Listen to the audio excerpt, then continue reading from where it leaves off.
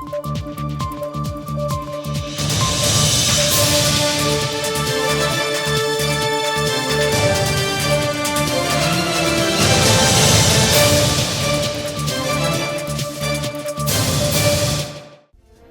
Friends, Switzerland 2025 July മാസം പ്രക്ഷേപണം ചെയ്യുന്ന വാർത്താ ബുള്ളറ്റിലേക്ക് സ്വാഗതം. അവതരണം ജോസ് വള്ളാടിയിൽ. ആദ്യം പ്രധാന വാർത്തകൾ. ഇംപ്യൂട്ടഡ് റെൻ്റൽ വാല്യൂ എന്ന ഐഗൻ മീറ്റ് വേർഡ് ഒഴിവാക്കുന്നതിനായി റഫറൻഡം സെപ്റ്റംബർ 28-ന്. വിവാഹിതർക്ക് ആശ്വാസമാകാവുന്ന വ്യക്തിഗത നികുതി നിയമം പാർലമെൻറ്റ് പാസാക്കി. റിപ്പോ നിരക്ക് കുറഞ്ഞെങ്കിലും മാറ്റമില്ലാതെ മോർട്ട്ഗേജ് പലിശ നിരക്ക്. ജൂലൈ മുതൽ പ്രാബല്യത്തിലാകുന്ന നിയമ ഭേദഗതികൾ. സ്വിറ്റ്സർലൻഡിലെ സംഘടനാ വാർത്തകൾ.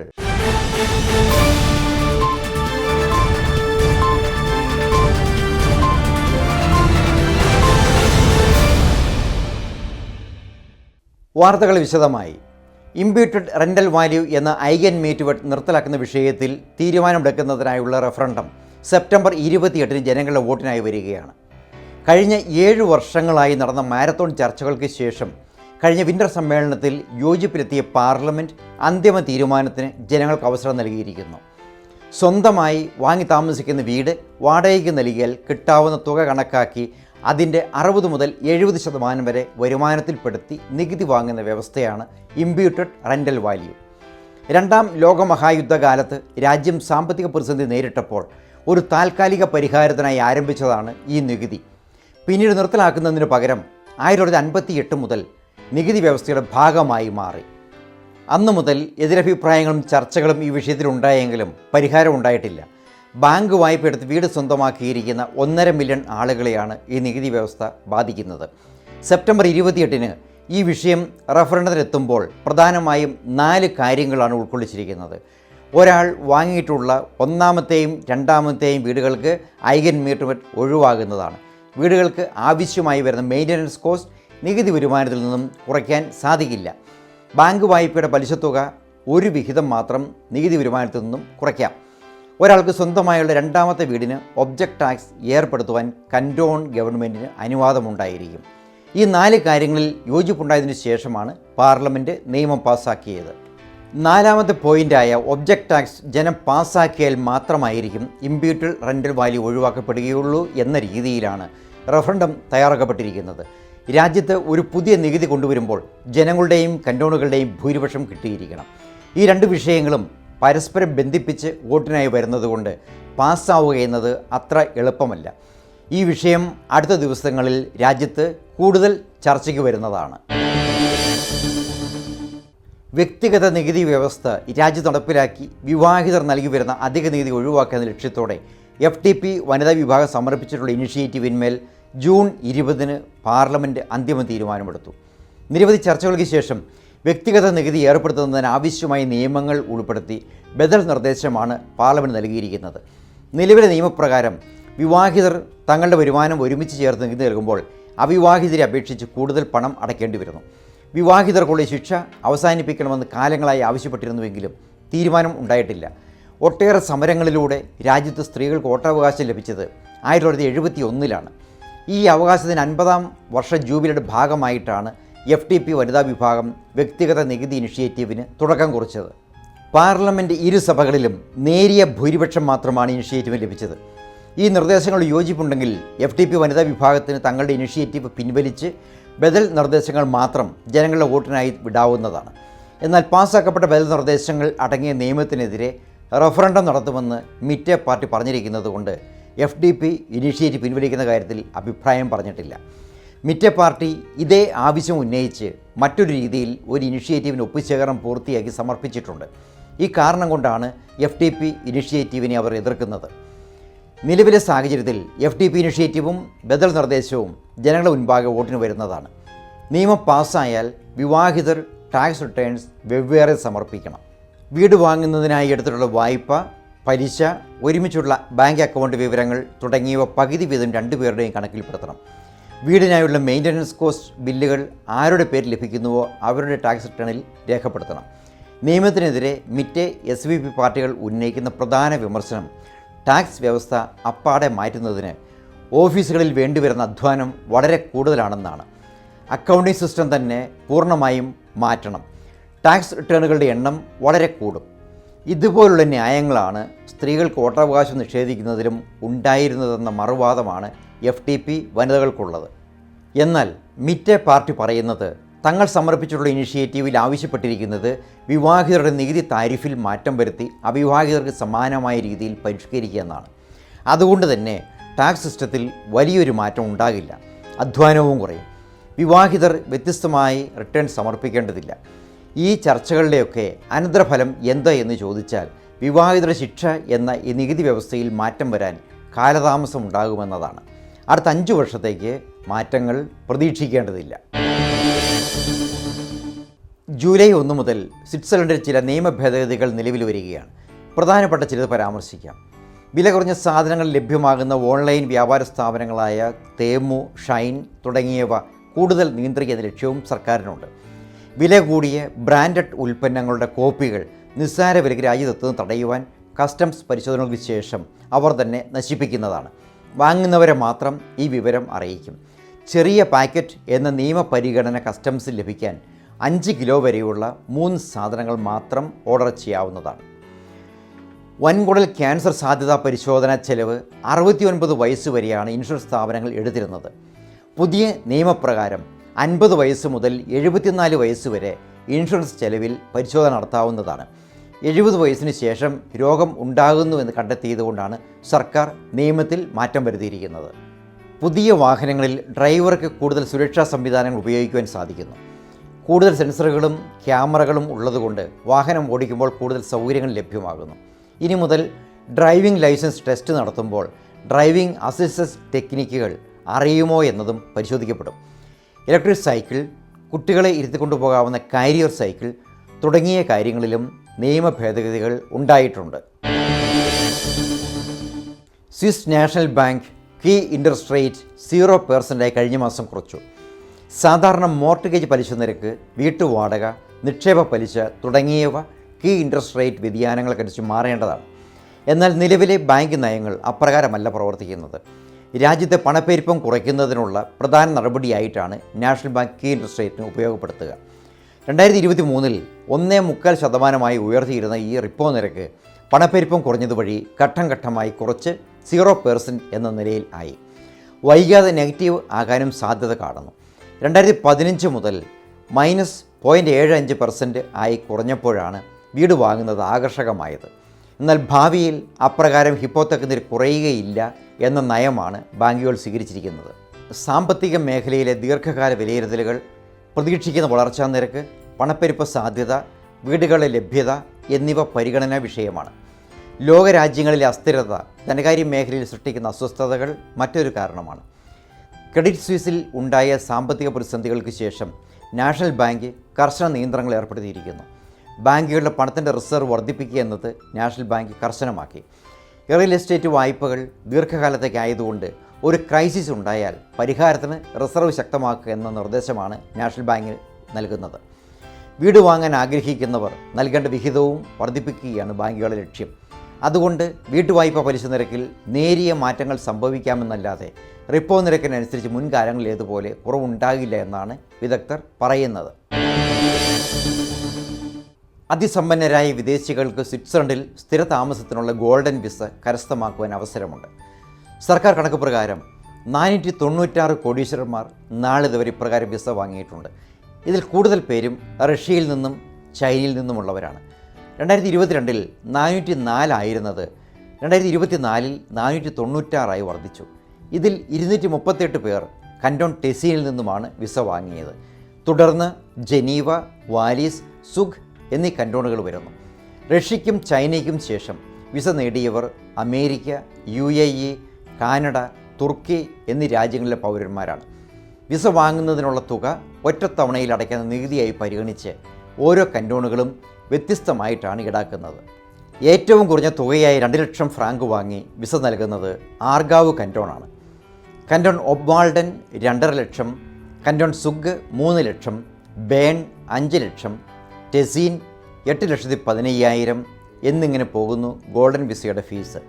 സൂറിച്ച് കൻറ്റോൺ ഗോൾഡൻ വിസയ്ക്കായി വാങ്ങുന്നത് 1 മില്യൺ സ്വിസ് ഫ്രാങ്കാണ്. സ്വിറ്റ്സർലൻഡ് മാത്രമല്ല, ഇതര യൂറോപ്യൻ രാജ്യങ്ങളായ Portugal, Greece, Spain, Cyprus, Malta എന്നീ രാജ്യങ്ങളും ഗോൾഡൻ വിസ നൽകാറുണ്ട്. സ്വിറ്റ്സർലൻഡിലെ വലതുപക്ഷ പാർട്ടിയായ SVPയും യൂറോപ്യൻ യൂണിയനും ഈ വിസ വ്യാപാരത്തോട് അനുകൂലമായ സമീപനമല്ല സ്വീകരിക്കുന്നത്. Hello everybody, my name is Girish Aryan Gatal. Our homes are going to be powered by solar in the near future. There are 3 main reasons for it. Number 1, the government is supporting renewable energy. Number 2, people are looking to support Go Green initiative. Number 3, of course, the reduction in the electricity costs. Hello all, I am Gigi Palathanam. Buying a solar system is a long-term investment. We have launched SolarTech solution to serve you because we know each of you. We are easily accessible. We want to build a long-term relationship with you. Mijn naam is Antonio Colucci en ik arbeid voor de White Line SolarTech Solution. Hello, I'm Pedro. I'm working for White Line SolarTech Solution. We are committed to provide you best quality, Best service, best price.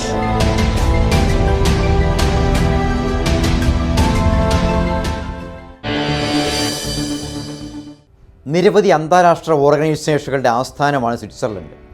രാജ്യത്തിൻ്റെ സമ്പദ്ഘടനയ്ക്ക് ഓരോ വർഷവും 4 billion Swiss Frank ഈ പ്രസ്ഥാനങ്ങൾ വഴി ലഭിക്കുന്നു. ഇവിടെ ജോലി ചെയ്യുന്നവർ ചെലവഴിക്കുന്ന പണം, ഓരോ മീറ്റിങ്ങുകൾക്കുമായി വിവിധ രാജ്യങ്ങളിൽ നിന്നും എത്തുന്ന പ്രതിനിധി സംഘങ്ങൾ ചെലവഴിക്കുന്ന വലിയ തുക തുടങ്ങി പല രീതിയിലാണ് ധനകാര്യ മേഖലയിൽ ഗുണകരമാകുന്നത്. എന്നാൽ US പ്രസിഡന്റ് ട്രംപ് അന്താരാഷ്ട്ര ഏജൻസികളോട് പ്രതികൂല മനോഭാവം സ്വീകരിച്ചതുവഴി സാമ്പത്തിക പ്രതിസന്ധി ആരംഭിച്ചു. ജനീവ ആസ്ഥാനമായ WHOയിൽ നിന്നും അമേരിക്ക പിന്മാറിയത് വഴി പ്രശ്നം കൂടുതൽ വഷളായി. ഇൻ്റർനാഷണൽ ഓർഗനൈസേഷൻ ഫോർ മൈഗ്രേഷൻ 250 തസ്തികകൾ നിർത്തലാക്കുമെന്ന് അറിയിച്ചു കഴിഞ്ഞു. അന്താരാഷ്ട്ര ഏജൻസികളുടെ സാമ്പത്തിക പ്രതിസന്ധി പരിഹരിക്കുന്നതിനായി തൽക്കാലത്തേക്ക് 269 മില്യൺ സ്വിസ് ഫ്രാങ്കിൻ്റെ സഹായം സ്വിറ്റ്സർലൻഡ് വിദേശകാര്യ മന്ത്രാലയം അനുവദിച്ചു. 60 അന്താരാഷ്ട്ര ഏജൻസികളുടെ ഓഫീസുകൾ രാജ്യത്തുണ്ട്. ഇതിൽ 43 ജനീവയിലാണ്. സ്വിറ്റ്സർലൻഡിൻ്റെ അന്താരാഷ്ട്ര പ്രാധാന്യത്തിന് ഈ ഏജൻസികൾ പ്രധാന പങ്ക് വഹിക്കുന്നു. സ്വിറ്റ്സർലൻഡിൽ ഇസ്ലാമിക തീവ്രവാദ ചിന്തകളിലേക്ക് തിരിയുന്ന കൗമാരക്കാരുടെയും ചെറുപ്പക്കാരുടെയും എണ്ണത്തിൽ വർധനയുണ്ടാകുന്നു എന്ന് പോലീസ് ഡിപ്പാർട്ട്മെൻറ്റ് പറയുന്നു. ടിക്ടോക്ക്, ടെലഗ്രാം, ഇൻസ്റ്റഗ്രാം തുടങ്ങിയ സോഷ്യൽ മീഡിയ പ്ലാറ്റ്ഫോം ഇതിനായി ചില കേന്ദ്രങ്ങൾ ഉപയോഗിക്കുന്നു. പാലസ്തീൻ ജനതയുടെ ദുരിതം മറയാക്കി അജണ്ടകൾ തയ്യാറാക്കുന്നു. ജിഹാദി ഗ്രൂപ്പുകളുടെ ലക്ഷ്യം കൗമാരക്കാർക്ക് മനസ്സിലാകുന്നില്ല. അതുകൊണ്ട് പാലസ്തീൻ ജനതയ്ക്കായി നടത്തുന്ന പ്രകടനങ്ങളിൽ അനുകമ്പയുടെ പേരിൽ പങ്കെടുക്കുന്നു. ഇതിലൂടെ കൗമാരക്കാരെ തീവ്രവാദ ചിന്താഗതികൾ വെച്ചു പുലർത്തുന്ന ഗ്രൂപ്പുകളിലേക്ക് കൊണ്ടുപോവുകയാണ്. തീവ്ര ചിന്താഗതിക്കാരുടെ എണ്ണം പോലീസിൻ്റെ കണക്കിൽ 892 വർദ്ധിച്ചിട്ടുണ്ട്. ഇവരെല്ലാം പോലീസിൻ്റെ നിരീക്ഷണത്തിലുമാണ്. സഹായത്തോടെ ആത്മഹത്യ ചെയ്യുന്ന വൃദ്ധരുടെ എണ്ണത്തിൽ വർധനയുണ്ടായിട്ടുണ്ടെന്ന് സർക്കാർ കണക്കുകൾ വ്യക്തമാക്കുന്നു. മരണത്തിന് സഹായം നൽകുന്ന ഏജൻസികൾ സ്വിറ്റ്സർലൻഡിൽ നിയമസാധ്യതയോടെ പ്രവർത്തിക്കുന്നുണ്ട്. 2010 ശേഷമുള്ള കണക്കുകൾ നോക്കിയാൽ 85 വയസ്സിന് മേൽ പ്രായമുള്ളവരിൽ ആത്മഹത്യാ പ്രവണത കൂടി വരികയാണ്. മാരക രോഗങ്ങൾ മൂലം കഷ്ടപ്പെടുന്നവരും വേദന അനുഭവിക്കുന്നവരും സ്വയം തീരുമാനമെടുക്കാൻ ബൗദ്ധികമായ ശേഷിയുള്ളവർക്കുമാണ് ഇപ്രകാരം സഹായം വാങ്ങി മരിക്കുവാൻ അനുവാദമുള്ളത്. മരണസഹായം നൽകുന്നതിന് എക്സിറ്റ്, ഡിഗ്നിറ്റാസ്, പെഗാസസ് തുടങ്ങി 9 സംഘടനകൾ രാജ്യത്തുണ്ട്. ഇതിൽ ഏറ്റവും കൂടുതൽ അംഗങ്ങളുള്ളത് എക്സിറ്റിലാണ്. ഒരു വർഷം 45 ഫ്രാങ്ക് വീതം നൽകുകയോ അല്ലെങ്കിൽ ഒറ്റത്തവണ 1100 ഫ്രാങ്ക് അടയ്ക്കുകയോ ചെയ്താൽ എക്സിറ്റിൽ അംഗമാകാം. നിലവിൽ 1,80,000 അംഗങ്ങൾ ഈ സംഘടനയ്ക്കുണ്ട്. 35 വർഷം മുൻപ് ഓരോ വർഷവും 1100 പേർ മരണം തിരഞ്ഞെടുത്തെങ്കിൽ ഇപ്പോൾ 1600 വർദ്ധിച്ചിരിക്കുന്നു. മരിക്കാൻ ആഗ്രഹിക്കുന്ന വ്യക്തിയുടെ രോഗാവസ്ഥ ഡോക്ടർ സാക്ഷ്യപ്പെടുത്തിയിരിക്കണം. മറ്റൊരാളുടെ പ്രേരണ ഉണ്ടാകുവാൻ പാടില്ല. വിഷമരുന്ന് സ്വന്തം കൈകൊണ്ടെടുത്ത് ഉപയോഗിക്കണം തുടങ്ങിയ വ്യവസ്ഥകൾ കർശനമായി പാലിക്കപ്പെടണം. മത ധാർമ്മിക മൂല്യങ്ങൾക്കെതിരാണ് ഇപ്രകാരമുള്ള ആത്മഹത്യയും മരിക്കാൻ സഹായം നൽകുന്നതും എന്ന വിമർശനമുണ്ടെങ്കിലും മരിക്കുന്നവരുടെ എണ്ണം വർദ്ധിക്കുകയാണ്. വേദനിച്ചും ദുരിതം പേറിയും ഏതാനും മാസങ്ങൾ കൂടി ജീവിക്കുന്നതിൽ നല്ലത് സന്തോഷമായി മരിക്കുകയാണെന്ന് ചിന്തിക്കുന്നവരുടെ എണ്ണം കൂടി വരുന്നു. അടുത്ത നാളിൽ മരിച്ച ഒരാൾ ഉദാഹരണം എക്സിറ്റ് പറയുന്നത് ഇങ്ങനെയാണ്. 92 വയസ്സുള്ള മക്കളില്ലാത്ത വിധവയായ സ്ത്രീ ഓസ്റ്റിയോപോറോസ് മൂലം നട്ടലിൽ 8 ഒടിവുകളുണ്ടായി അനങ്ങാൻ വയ്യാതെ വേദനയിൽ കഴിയുന്നു. ആകെയുള്ളത് 88 വയസ്സുള്ള ഒരു സ്നേഹിത മാത്രം. എക്സിറ്റിൻ്റെ സഹായത്തോടെ വേദനയില്ലാതെ മാന്യമായി അവർ മരണത്തെ സ്വീകരിച്ചു. അന്തസ്സോടെ ജീവിക്കുക, മാന്യതയോടെ മരിക്കുക, ഈ ചിന്തയാണ് ഇപ്രകാരമുള്ള സംഘടനകളിൽ അംഗത്വമെടുക്കുവാൻ പ്രേരിപ്പിക്കുന്നത്. സ്വിസ് സർക്കാർ ഔദ്യോഗിക അറിയിപ്പുകൾ ജനങ്ങളിലേക്ക് എത്തിക്കുന്നതിനായി ന്യൂസ് ആപ്പ് തയ്യാറാക്കുവാൻ തീരുമാനമെടുത്തു. സോഷ്യൽ മീഡിയ കാലഘട്ടത്തിൽ ധാരാളം ഫേക്ക് ന്യൂസ് ജനങ്ങളെ ബുദ്ധിമുട്ടിപ്പിക്കുന്നു എന്ന് മനസ്സിലാക്കിയതുകൊണ്ടാണ് ഒഫീഷ്യൽ ആപ്പ് തയ്യാറാക്കുന്നത്. ജനങ്ങൾ അറിയേണ്ട സുപ്രധാന കാര്യങ്ങൾ ഈ ആപ്പ് വഴി സർക്കാർ പരസ്യപ്പെടുത്തും. പ്രകൃതിക്ഷോഭം, കോവിഡ് പോലുള്ള മഹാമാരികൾ ഇനി ഉണ്ടായാൽ ഈ ആപ്പ് ഉപകാരപ്രദമാകും. വൈകാതെ ന്യൂസ് ആപ്പ് ജനങ്ങൾക്ക് ലഭ്യമാകുമെന്ന് സർക്കാർ അറിയിക്കുന്നു. ജനീവയിലെ 4 ഇന്ത്യൻ റെസ്റ്റോറൻറ്റുകളിൽ അനധികൃതമായി ജോലി ചെയ്തിരുന്ന 20 പേരെ പോലീസ് കണ്ടെത്തുകയും ഉത്തരവാദികളായ 6 പേരെ കസ്റ്റഡിയിലെടുക്കുകയും ചെയ്തു. നിയമവിരുദ്ധമായി കുറഞ്ഞ ശമ്പളത്തിൽ അനുമതിയില്ലാതെയാണ് ഇവരെ ജോലിയിൽ നിയമിച്ചത്. സ്വിറ്റ്സർലൻഡിൽ ഒരാളെ ജോലിയിൽ നിയമിക്കണമെങ്കിൽ സർക്കാർ വ്യവസ്ഥ പ്രകാരമുള്ള ശമ്പളം, ഇൻഷുറൻസ്, പെൻഷൻ തുടങ്ങിയവ പാലിച്ചിരിക്കണം. ഈ ഹോട്ടലുകളുടെ പ്രവർത്തനം മാസങ്ങളായി പോലീസ് നിരീക്ഷിക്കുകയായിരുന്നു. സ്വിറ്റ്സർലൻഡിലെ ആദ്യകാല മലയാളിയും ബാസൽ നിവാസിയുമായ തോമസ് മണ്ണഞ്ചേരി ജൂൺ 27-ന് 86-ാം വയസ്സിൽ അന്തരിച്ചു. സംസ്കാര ചടങ്ങുകൾ ജൂലൈ 4-ന് 2 മണിക്ക് ആൾഷുവിൽ സെൻറ്റ് പീറ്റർ ആൻഡ് പോൾ ദേവാലയത്തിൽ നടന്ന കുർബാനയോടെ ആരംഭിച്ചു. തുടർന്ന് സിമിത്തേരി ചാപ്പിൽ നടന്ന അന്ത്യകർമ്മങ്ങൾക്ക് ശേഷം സംസ്കാര ചടങ്ങുകൾ നടന്നു. സ്വിറ്റ്സർലൻഡിൻ്റെ വിവിധ ഭാഗങ്ങളിൽ നിന്നും ധാരാളം സുഹൃത്തുക്കൾ അന്ത്യോപചാരം അർപ്പിക്കുവാൻ എത്തി. സ്വിറ്റ്സർലൻഡിലെ സംഘടനാ പ്രവർത്തനങ്ങളിൽ അദ്ദേഹം നിറസാന്നിധ്യമായിരുന്നു. വേൾഡ് മലയാളി കൗൺസിൽ സ്വിസ് പ്രോവിൻസിൻ്റെ വൈസ് പ്രസിഡന്റ്, എക്സിക്യൂട്ടീവ് മെമ്പർ തുടങ്ങിയ സ്ഥാനങ്ങളിൽ വർഷങ്ങളോളം പ്രവർത്തിച്ചു. 90കളിൽ ബാസലിലെ കുട്ടികൾക്കായി തുടങ്ങിയ യൂത്ത് ഓർഗനൈസേഷൻ്റെ കോർഡിനേഷൻ കമ്മിറ്റിയിൽ 2 പതിറ്റാണ്ട് കാലം അദ്ദേഹം പ്രവർത്തിച്ചത് അനുസ്മരിക്കുന്നു. അദ്ദേഹത്തിൻ്റെ പ്രിയ പത്നി കൊച്ചുറാണി, മക്കൾ സുരേഷ്, രാജേഷ്, അന്യ എന്നിവരുടെ ദുഃഖത്തിൽ ഹലോ ഫ്രണ്ട്സ് പങ്കുചേരുകയും അനുശോചനം അറിയിക്കുകയും ചെയ്യുന്നു. സ്വിറ്റ്സർലൻഡിലെ മലയാളി സംഘടനകൾ ഓണാഘോഷങ്ങൾക്കായുള്ള ഒരുക്കത്തിലും തിരക്കിലുമാണ്. ഓഗസ്റ്റ് 30-ന് സ്വിസ് മലയാളി അസോസിയേഷൻ ബാസൽ പ്രാത്തനിലെ കുസ്പ ഹാളിൽ നടത്തുന്ന ഓണാഘോഷമാണ് ആദ്യത്തേത്. ബി ഫ്രണ്ട്സ് ഓണാഘോഷം സെപ്റ്റംബർ 6-ന് സൂറിച്ചിൽ നടക്കും. വിഭവസമൃദ്ധമായ ഓണസദ്യയ്ക്ക് ശേഷം സ്വിറ്റ്സർലൻഡിലെ കലാപ്രതിഭകൾ ഒരുക്കുന്ന നൃത്തവിരുന്ന് ആകർഷകമാകും. തുടർന്ന് നടക്കുന്ന സംഗീത സന്ധ്യയിൽ പിന്നണി ഗാനരംഗത്തെ യുവഗായകരായ അരവിന്ദ് നായർ, നന്ദ ദേവൻ, രേഷ്മ രാഘവേന്ദ്ര എന്നിവരോടൊപ്പം വയലിനിസ്റ്റ് ഫെയ്സ് മുഹമ്മദ്, കീബോർഡിസ്റ്റ് അനൂപ് കോവളം കൂടാതെ PM മ്യൂസിക് ബാൻഡും വേദിയിൽ അണിനിരക്കും. പ്രോഗ്രാം ടിക്കറ്റ് പ്രീസെയിൽ ആരംഭിച്ചതായി ഭാരവാഹികൾ അറിയിച്ചു. ഓണാഘോഷങ്ങളുടെ വിജയത്തിനായി president Lucy Vezhapparambil, secretary Pushpa Thadathil, arts convener Bindhya Ratheesh എന്നിവരുടെ നേതൃത്വത്തിൽ കമ്മിറ്റി പ്രവർത്തിക്കുന്നു. കേളി ഒരുക്കുന്ന ഓണാഘോഷം സെപ്റ്റംബർ 13-ന് ബ്യൂലാക് സ്റ്റാർട്ട് ഹാളിൽ നടക്കും. ഓണസദ്യയ്ക്ക് ശേഷം സ്വിറ്റ്സർലൻഡിലെ കലാപ്രതിഭകൾ ഒരുക്കുന്ന നൃത്തവിരുന്ന് അരങ്ങേറും. തുടർന്ന് നടക്കുന്ന സംഗീത രാവിൽ പ്രശസ്ത പിന്നണി ഗായകരായ ഹരിചരണും ശ്വേതാ മോഹനും ആസ്വാദകർക്കായി ഗാനങ്ങൾ ആലപിക്കും.